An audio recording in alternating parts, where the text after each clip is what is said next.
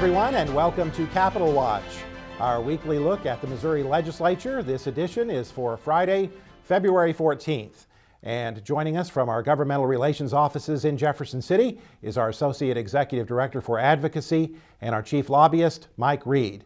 And Mike, I guess the big news this week was the announcement of an agreement between Governor Nixon and Senator Kraus from Lee's Summit regarding tax reform legislation. Tell us about that.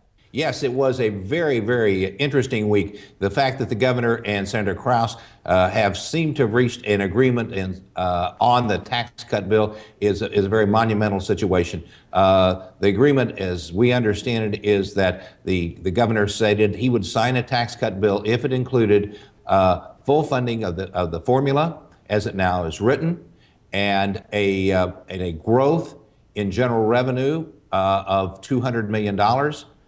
And that would then trigger a reduction in the tax rate from 6% to 5.75%.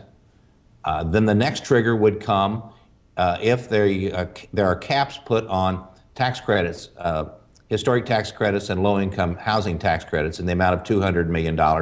And that would then also trigger another 0.25% reduction in the amount of taxes, and so it would then go to 5.50.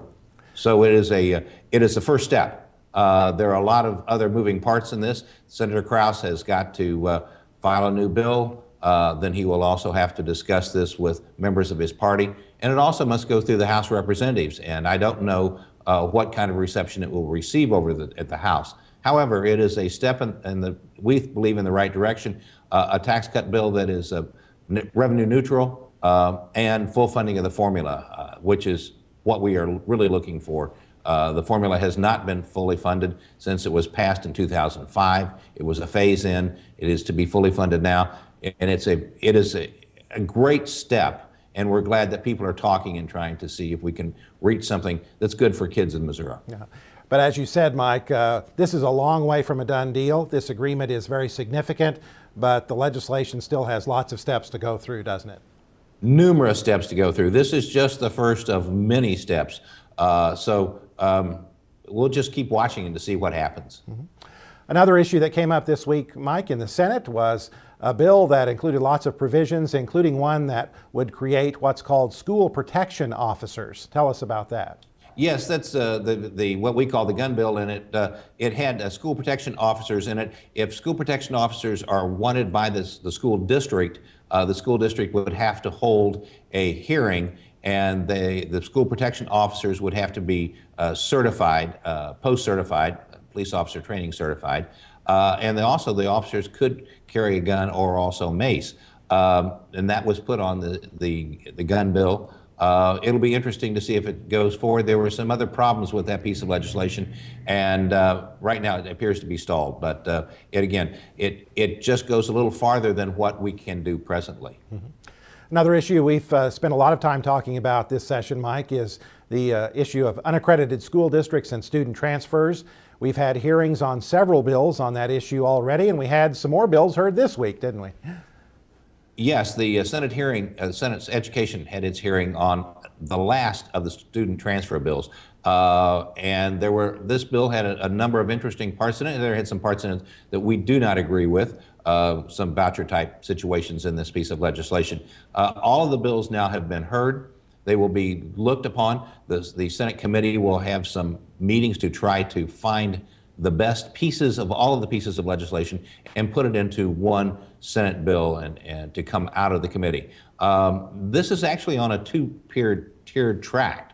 The legislation is going through, and also the Department of Elementary and Secondary Education, DESE, and the State School Board is looking at what it is going to do for unaccredited districts and the student transfer question. Student transfer question is one of the biggest questions, or the biggest question outside funding the formula for education this year in the General Assembly. Mm-hmm.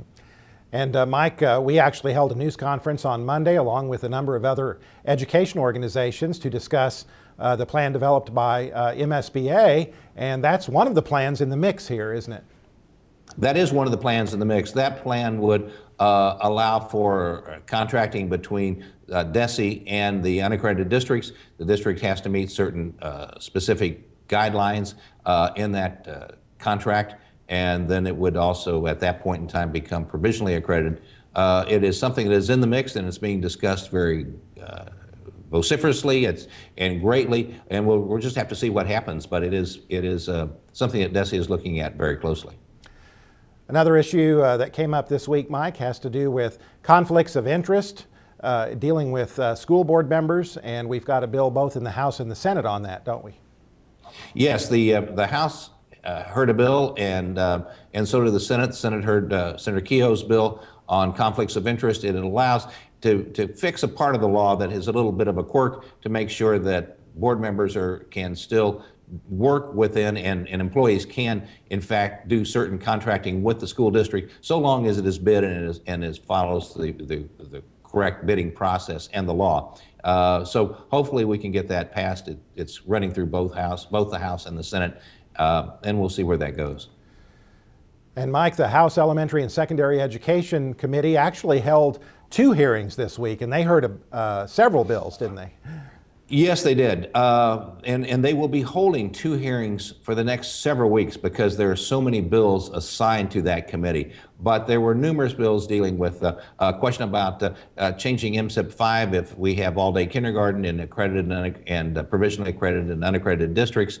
Some other questions, again, dealing with the conflicts of interest law. There was a bill dealing with changing the graduation requirements. Just numerous bills are being heard right now, and will be heard, as I said, twice a week for the next several weeks. Very, very busy time around here. Yes.